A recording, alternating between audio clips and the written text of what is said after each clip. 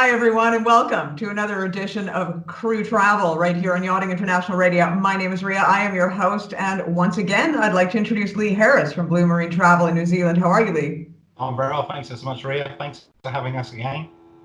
Yeah, well, you know what? In today's day and age, it is very invaluable to be providing this advice because, we're seeing second sort of waves of coronavirus popping up around the world. And once again, airlines are taking action in regards to that. So crew, especially in crew-orientated places. So crew are a little bit nervous about where they can go, when they can go, how they can be repatriated if that is indeed the case, or how they can get to their job if that is the case. So it's good to have you here.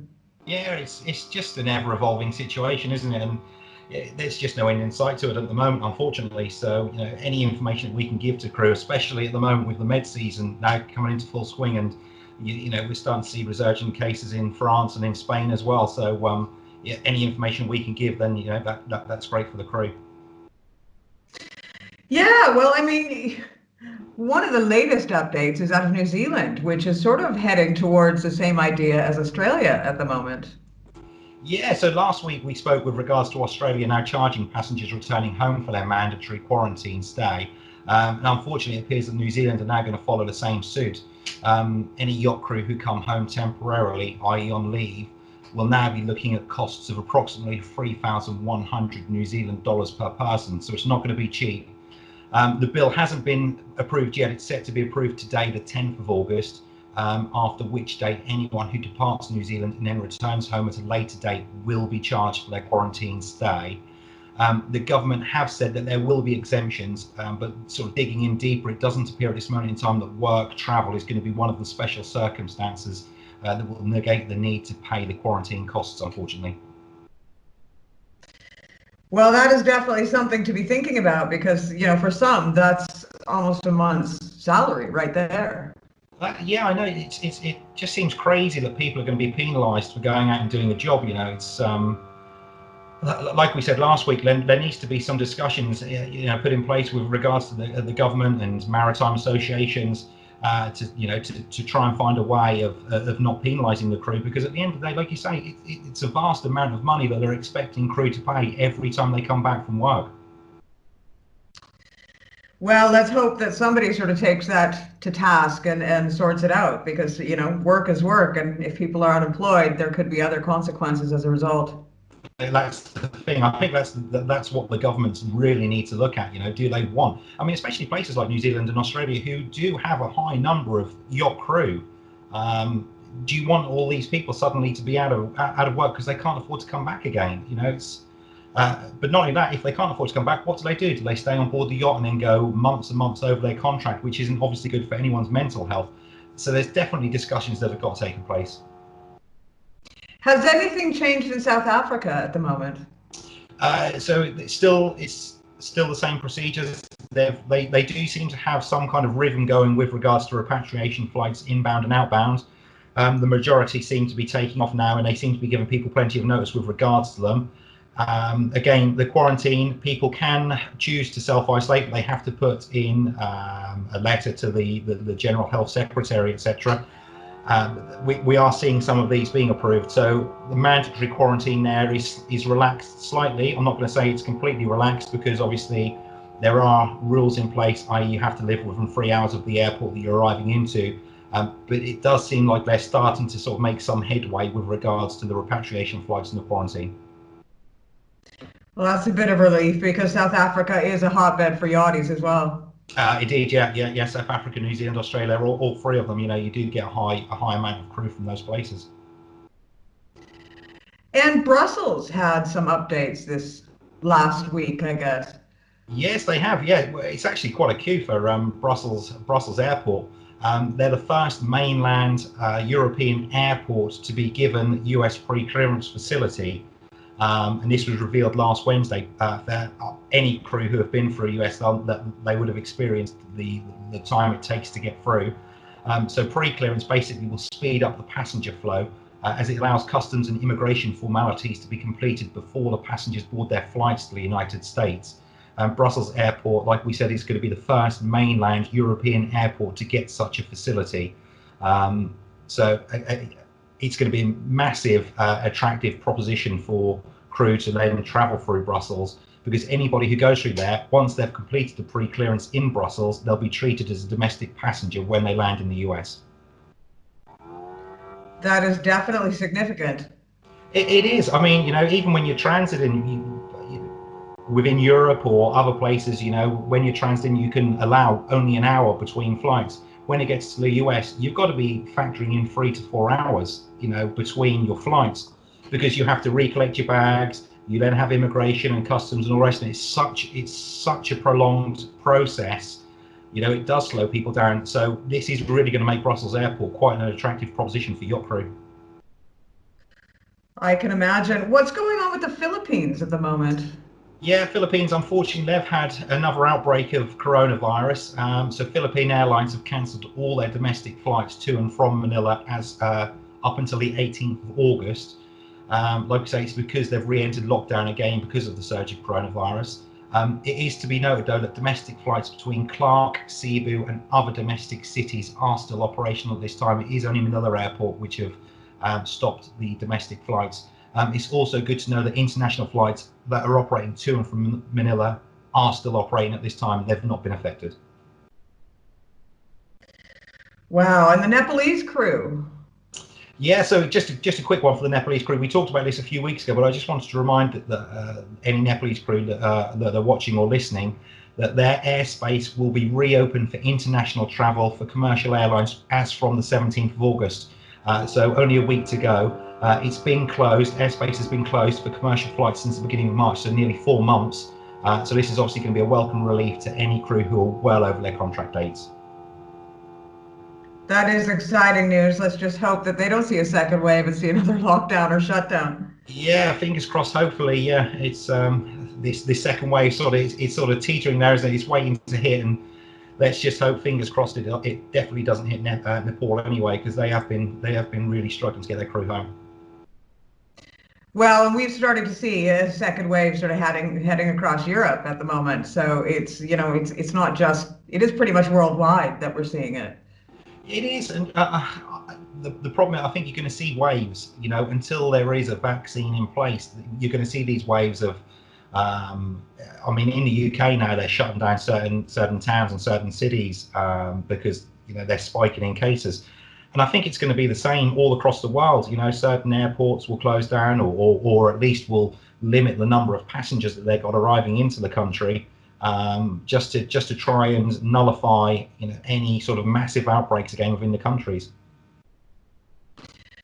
Well, and do you have any updates on airlines at the moment? Yeah, so there's a couple of updates. British Airways this week have announced they're going to be flying to a further 17 destinations during the month of August. This is especially good news again for the Med season, because a lot of the routes are within Europe. Bari, Bodrum, Bordeaux, Catania, Frankfurt, Genoa, Kefalonia, Lyon, Malta and Paphos, to name but a few. BA also announced that they've added flights to their schedule to Antigua, which is going to be good for crew, because I know we've still got some yachts out there. Updates with regards to the United States. Delta Airlines have announced they've restarted their flagship route between New York and London Heathrow again this week. It's the first time that's taken place in over 3 months. Qatar Airlines announced they're adding services to Houston and Philadelphia as from the start of September, and also increasing the number of flights they're putting on between LA and New York as well. There has been one bit of bad news with regards to US this week, though. Emirates, unfortunately, have stopped their popular Dubai to Fort Lauderdale route, which was massively popular with crew, obviously with Fort Lauderdale being a big destination on the yachting network. But unfortunately, they have cancelled that. Do you think we're going to see a pullback of airlines if there is another significant wave? It's difficult to say, to be honest with you. I know this week that 5 of the major airlines have lobbied both US government and the EU government with regards to trying to find a safe way to open the airways between the two countries. British Airways, Lufthansa, Delta, American Airlines and Austrian Airlines have all put a joint letter in to both governments, basically stating that it's not viable to keep it closed down for too much longer. It's been 4 to 5 months now. So they do need to try and find a way to get it open safely. I think basically what they're looking to try and do is to get testing at the airports before people depart. If you get a negative test, you're on the flight and you can travel, and then you get tested when you arrive as well. That's one of the things they've lobbied to the governments to try and get in place. Hopefully they'll listen, and we can get we can get those routes going, the transatlantic routes going again. But it's just such an unknown. If this second wave does hit and hit hard, then there's only one thing I think they're going to do, and it will be basically what they've done the last time, and that's to close down the airspace. That's insane. That's one thing that I did not understand personally, was why they didn't implement testing prior to boarding on every single airline across the face of the planet. Why wait until people have been in a tin can, as it were, and crammed together in airports until they got to their destination to test them? It just doesn't make any sense to me. And I'm nobody important, but I am probably not the smartest person on the face of the planet. But to me, that was just the first thing that came to mind, and that they wouldn't have thought of that blows me away. Yeah, I know. It makes perfect sense, doesn't it? You get to the airport, you get tested, especially now that they've maybe at the beginning when the testing wasn't coming back as quick, maybe it wasn't quite so simple. But again, you're seeing airlines now saying 24, 48, 72 hours before. So, I'm sure they could have got tests back then. Now I know certain airports, Frankfurt Airport, they're testing 2,000 people a day, and they're getting results back within 2 hours. So, it's clearly possible to be able to do that. So it makes perfect sense. Test them when you get to the airport, almost as a check-in procedure as such, as long as you give enough, if it means you have to be at the airport 4, 6, 8 hours beforehand. But if it means you can travel, then implement it in there, and if the airlines need to as well, implement it in the costs of the fare. You just add the COVID testing fee onto the airfare, and at least it will get people traveling again. Well, and I mean, rather than implementing this, 14-day quarantine that some countries are putting in place once they return home, or once they arrive in their destination, it would only make sense to have that test done first and before they even got onto the airplane, because then they wouldn't have to worry about quarantining. If that does mean an extra 8 hours at the airport, it's still a heck of a lot better than 14 days stuck at home when you return from your destination. Exactly right. It's a win-win for everybody, isn't it? The public are getting to go to travel again. The governments aren't having to fork out millions of pounds to keep people in mandatory quarantine. And the airlines are going to get passengers back on seats on the plane. So to me, it seems like it makes perfect sense. Let's just hope that the government sees sense as well. Well, I know we're always going to have those that complain about, the whole procedure, but at the end of the day, nothing is 100% perfect. And I don't think, straight across the board that anybody has any of this figured out completely, but we can do our best to make sure that we get the world moving again anyway. I think so. I mean, it's for the sanity of people, you can't keep locking down people all the time. It's not good for anybody's mental health. It's not good for the economy. There's so many reasons why they need to get these procedures in place, in my eyes anyway. And like you, at the end, I'm nobody important. I'm just a person who does travel for people. But it just seems a no-brainer. It just seems a complete no-brainer to put these procedures in place, get the world moving again, because it's important, not just for yachting, but for every industry needs people traveling. We can't all stay at home. We can't all work from home. It's not possible. So the quicker that we can get this in place, then the better it is for everybody.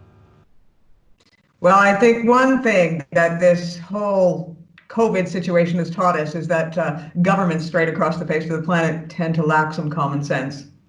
It does, and also it just shows that there's no communication between countries as well, isn't it? They were all taking their own individual stances. Maybe if they came together collectively and agreed on something, I'm not saying every country in the world, because it's not possible, but the big countries came collectively together and agreed on one process, then surely that makes sense as well. But there you go. I mean, that's for politicians, I guess, who get paid big bucks. Well, to be honest, I don't think politicians can come to a consensus on anything within their own countries, let alone with another country at this stage of the game. It is of the world, I suppose. It is the way of the world. We have power hungry people and they never want to agree with the other because that might mean they have to make a concession. Exactly right. That's right. Yeah. I mean, it's just my ideal that I think that all the worlds can get on in harmony. Yes, I think there's a lot of us that feel that way, but unfortunately, I don't see that happening anytime No, soon. unfortunately not. Well, Lee, thank you again. Once again, we have gotten to figure out the entire situation of the world travel as well as the entire situation of politics across the face of the board. Thanks. Always an interesting chat. It always is, isn't it? We'll put the world to right. That's right. One of these days, one of these days. Once again, Lee, thank you so much for coming aboard. And we do look forward to these weekly travel updates, and they are so very important to crew around the world. Just thanks ever so much for having me. I enjoy it every week.